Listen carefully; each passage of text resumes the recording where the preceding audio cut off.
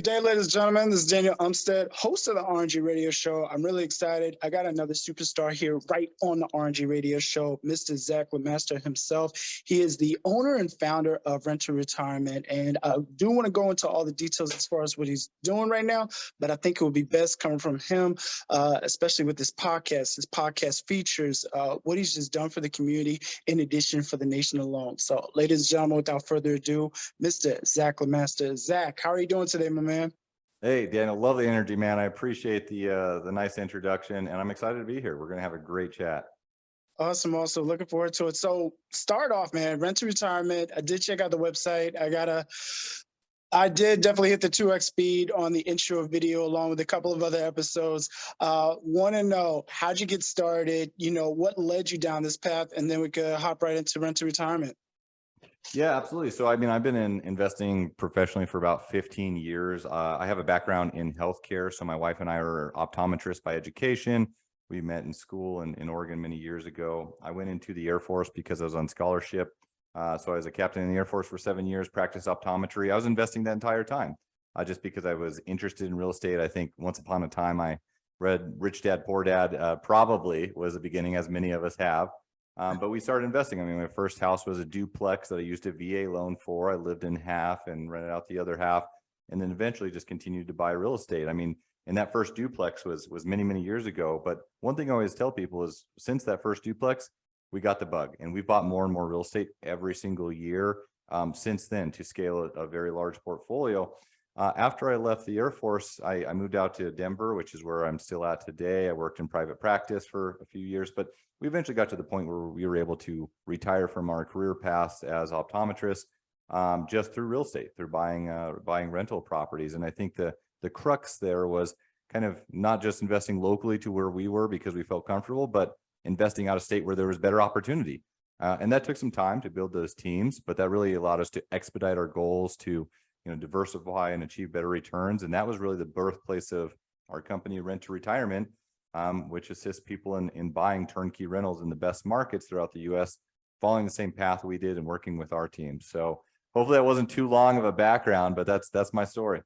No. The more info, the better. And I want to jump around a little bit here because a lot of us, including myself, it's like we're pretty much playing jump rope, in regards to real estate investing. And we got this W-2 on the side here as well.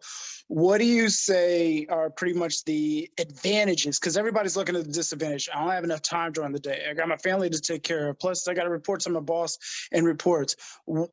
As you made that transition from your W-2 to doing full-time real estate investing, what has been your advantage throughout it all?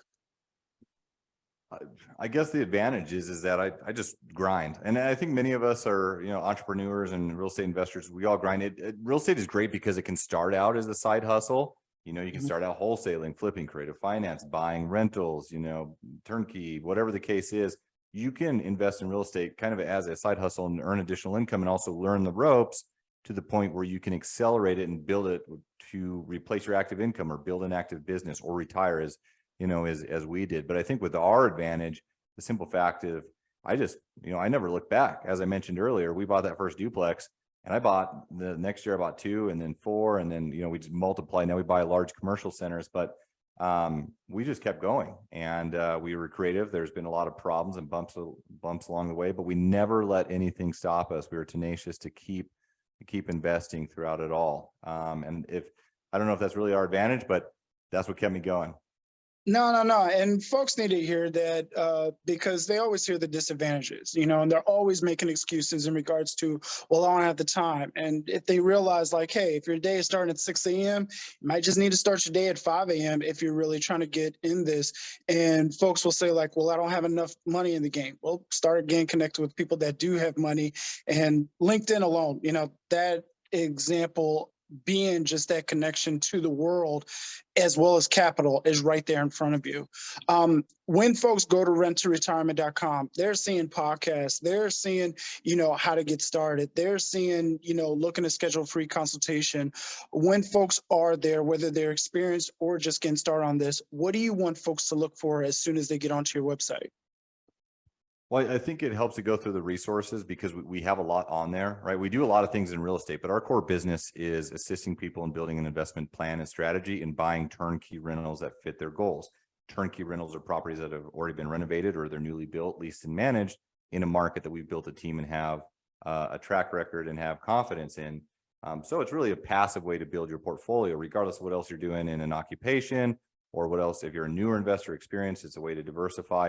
So I think it's important to, one, get on the inventory page and look at the types of markets we operate in, look at the numbers, familiarize yourself with, what turnkey investing is, and then really start to educate yourself. We're really passionate, Daniel, about education. I mean, that's really important in this space, is just to go through and talk about all the advantages to real estate. Obviously, I'm very biased and passionate about real estate, but what are the tax advantages? How can you apply those creatively to improve your position over time? Because there's no other asset class that comes close to the tax advantages of real estate.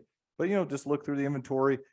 Basically, the process is to schedule a consultation with us. We don't charge for that. We don't charge for any coaching or anything like this. We just sell turnkey rentals. But see if it's, talk with one of our investment strategists. See if talk about your goals. See if turnkey might be a good fit for you. I guarantee you'll at least walk away and have learned something that you can apply to your own investing career. No, that's highly appreciative. And you talked about the duplex, that pretty much being that first building block. Since then, what would you say has been like your greatest success or, greatest accomplishment being in this space? It was, I think there's multiple. It's hard to really nail down one.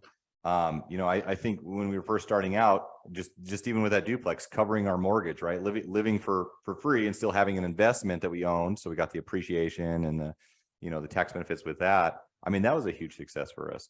And from there, we replaced we bought enough rentals to replace our expenses. And so that was an exciting thing at $3,500 a month or whatever it was.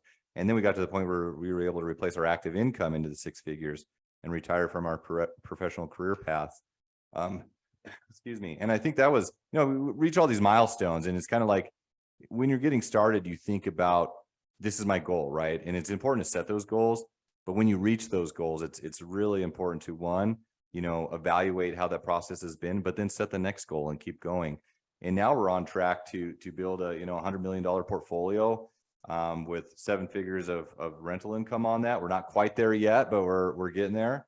And, I don't know what's next after that, but I would say that in our business, I really enjoy seeing people, because we're in the financial aspect right now. And this isn't me bragging, but this is me just stating, because I worked my way up here. Right. Mm-hmm. But it's important for us to see people be success and like pass down the rope. Right. It's important for us to see people be successful. And I love someone that comes in, they have that motivation, they have that grind, and nothing's going to stop them, and seeing what they accomplish over the years. That's like the rewarding aspect of it. So for right now, I would say that's the biggest thing. I think the biggest successful thing is us giving back and seeing people's success stories. Love that. Love that. And the ugly side of it. The ugly side, Zach.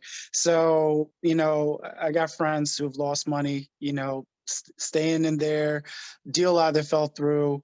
What has been, and I don't want to say greatest loss, because if anybody's, learned in this game, you learn from your lessons and you grow forward from there. What has been your greatest lesson that you've learned, whether it compared to a deal, whether it was working with a partner, pretty much what was your greatest lesson that you've learned that has helped you scale to where you're currently at and even moving forward? I will say, and I'll start with this. One of my main mentors always told me that in real estate, you either learn or you make money. And really what he meant by learn was that you lost money, but he wouldn't say that. But it's important to apply those strategies and those lessons to being a future investor. So many of us just have, we lose money or we have a bad partnership or experience. And I've had my fair share of them, and we still do every year. Right. And often maybe we don't talk about the negative enough. But I mean, it's just because we don't focus on it. It's just, it is what it is. And then we move on. But I think probably what has allowed us to be successful despite all of that is the fact that we apply what we've learned. I've lost a lot of money in bad partnerships. We've had a lot of deals that go south. But we've never let that like completely stop us. Overcoming fear, I would say, is the biggest thing, because there's so many people that are fearful of a deal going south. They're fearful of getting started. They're fearful of things in the media, right? Like interest rates right now, or war, or like COVID is a perfect example. I put the blinders on, and we never let any of that stop us. And we've had a lot of negative things that have happened throughout that process, but we've come out on top. And I would encourage anyone that does have a bad experience, they lose money in real estate. Like, not all real estate is bad, right? Not all partnerships are bad. It's just sometimes, not all tenants are bad. Sometimes we have those issues, but you got to overcome them and keep going. Love that. Love that. Thank you so much. And, with the ups and downs, and everybody's going to be different in this category. Some people meditate, some people listen to music. During your, you got your high days and you got your low days. What keeps you motivated and keeps you going, you and your team going, I should say? Yeah, I mean, I just went through this because we went on this family vacation for, it was about a month, and we have an 18-month-old, and it was a lot, and we just got back on Monday. And here we are on Wednesday. And so I was really in a lull on Monday. I was like, man, because sometimes things pile up, or you deal with an issue, and we had a lot of issues when we got back. I just needed to take a reset personally, and just look back and say, this is the why. I mean, obviously all of us, I think, especially if you have a family, which we do, I mean, the goal here, why we're working, is to be able to set them up in a successful position and take care of our family, and ultimately buy our own time back. But more so than that, I think really what keeps me going and motivated is to, set goals for myself. Sometimes we have to read a good book to re-engage your mind. Going back to Robert Kiyosaki, I read Rich Dad Poor Dad at least once a year. Right. I almost have it memorized, but it's less. And I used to hate the fundamental aspect, or like the psychological aspect of it. But now I really enjoy it, because it kind of resets your mindset. But, just reevaluate your goals. And it's okay to have a shitty day and take a day off. Tomorrow's a new day. Have a good night's rest. Wake up energized, and tackle the world tomorrow. Oh, man. Thank you so much for that, because people get hung up on that, because social media helps, but it doesn't help. People are seeing the reels, and it's like, hey, to be an entrepreneur, to be successful, you're going to need to do A, B, and C, or you need to have that 6 a.m., morning wake up to get your day started. And it's like, well, I can't, or I'm sick that day. During the days, though, that people aren't feeling 100%, by all means, they could definitely read, pick up a book, or go to YouTube and listen to an audiobook. When they're doing that, from your expertise and what you have brought to the table and how you've grown and scaled, what books would you recommend for individuals, whether they're just getting started or they may have 10 units under the belt, or even 100 units under the belt, and they're looking to scale up? Absolutely. And there's so many out there. And I'll mention some that aren't, like, people have probably heard about them, but some that stick out to me are going to be the Kiyosaki series. Obviously I'm a big Kiyosaki fan, but I reread those. So Rich Dad Poor Dad, Cash Flow Quadrant are a must if you're getting started, or if you haven't read those, the Purple Bible. Then after that, I think as you grow your own business, before then, if you want to take your real estate investing to the next level, I would say The Millionaire Real Estate Investor by Gary Keller. Started Keller Williams, largest brokerage nationally. So that's really to think about, like, big picture, growing your portfolio long term, and really how to set yourself up to be a millionaire, to receive $1 million. He has those 4 stages, like earn $1 million, and then buy $1 million, receive $1 million. So you, like, how to receive $1 million of passive income over time. When you're running your own business, I think the Entrepreneurial Myth by Michael Gerber, or Traction, which talks about the EOS. Those are both, like, business related books that are kind of paramount for me. A lot of it's just mindset too, how to reset your mindset. Because to your point, Daniel, we all get in those funk times, or we get unmotivated. Like, that's normal, and just realize that and own it, and create your own thing that you got to do to reset. So. Yeah, no. Thank you so much for that. And where you're currently at right now, for those that are listening and watching right now, we are December 2022. So rates are being fun. Recession is here. With the market that we're in, because I'm a realtor as well, but the team that I'm working with, I'm seeing deals, left and right, in addition to people that have followed deals are left and right. What markets do you recommend folks, during these times that they should be getting into right now, whether it be high risk, medium risk, or even low risk? Yeah, and just to quickly touch on that point, savvy and experienced investors are not sitting on the sidelines right now. We absolutely are not, regardless of interest rates, because the people that know real estate and have confidence in it know that, I mean, rates are temporary, right? Rents will go up over time. You can refinance your loan. You buy good deals during these times. So these are times where you need to be an active investor to set yourself up for success in the future.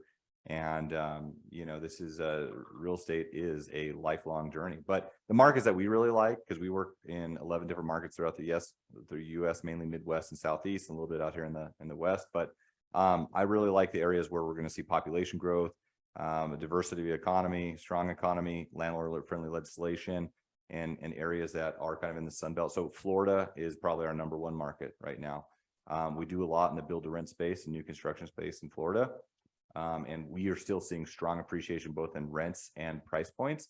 And the deals that we're both offering to investors on build to rent and as well as us personally, there's still significant equity that you're coming into these properties into. And so I think Florida's a great market. Texas, if you can be in areas that don't have high taxes, Alabama, Carolinas, that's the area where we're real active right now. But we have our bread and butter in the Midwest. That's those are your safe places during like a recession or a correction, because those are the areas where they're your bread and butter rental properties that are always going to have demand for rentals. So I think, there's a lot of opportunity out there, but you got to be really specific about what your criteria is, what your buy box, what your goals are, and then attack that. Yeah. And for the folks that are listening, is it an A property? Is it a B property? Is it a C property? How many units are you looking for? Are you looking for the heavy repairs? Are you looking for the light repairs? And it's really goes back to that mindset manifestation tool.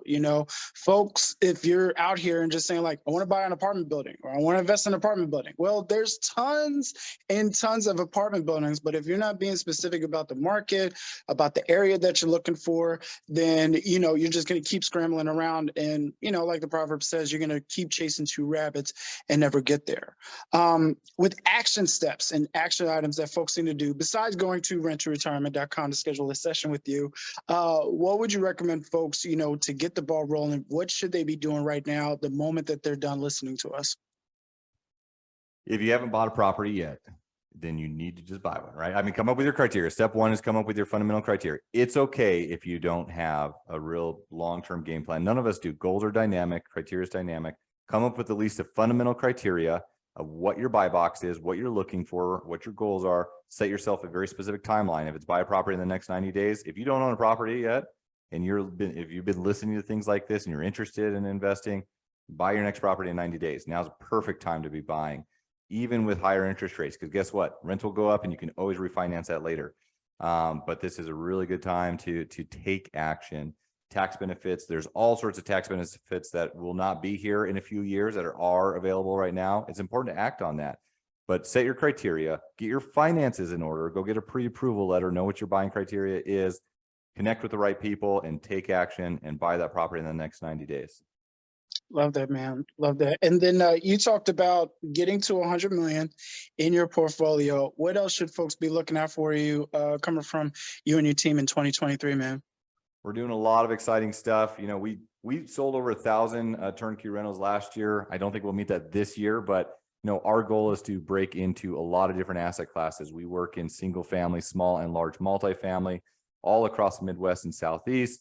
We have commercial assets. We have build to rent and development projects, which people can have significant amount of equity in. Like I was talking about in Florida, check those out on the website. I mean, there are creative ways where you can burr a new construction property and pull all your money back out of it and learn along the way. We're really excited to break into the syndication space as well and start offering private money lending opportunities. We have to some degree, but that's going to become a new consistent thing over 2023. So we're out there moving and shaking, and we're excited to open up some new markets and asset classes over this next year. Love that, man. Love that. And my final question for you, man, can you drop them plugs besides renttoretirement.com? Where can folks find you at, as well as your podcast? I would say I would direct everyone to the website. So that's renttoretirement.com, renttoretirement.com. that's got links to all our social media on Instagram and whatever else we do out there. I'm not dancing on TikTok, but we do have a team that manages TikTok. But I mean, the point is we put out a lot of education content. Check out our YouTube channel and our podcast, because we really do our best to connect with people out there that will add value to you as an investor, regardless of what you're doing. Love it, man. Love it. Well, Zach, thank you again so much. I really appreciate having you on the show, man. Definitely looking forward to you coming back and let us know how you scaled to 100 million in that portfolio and beyond, man. Daniel, thank you so much. It's been a pleasure. And yeah, let's do it again. We'll circle back in 2023 and touch base. Sounds like a plan. Thank you for tuning in to the RNG Radio Show. Be sure to like and subscribe for more episodes and future content. If you'd like to learn more, visit us at danielumstead.com. Stay blessed, my fellow millionaires.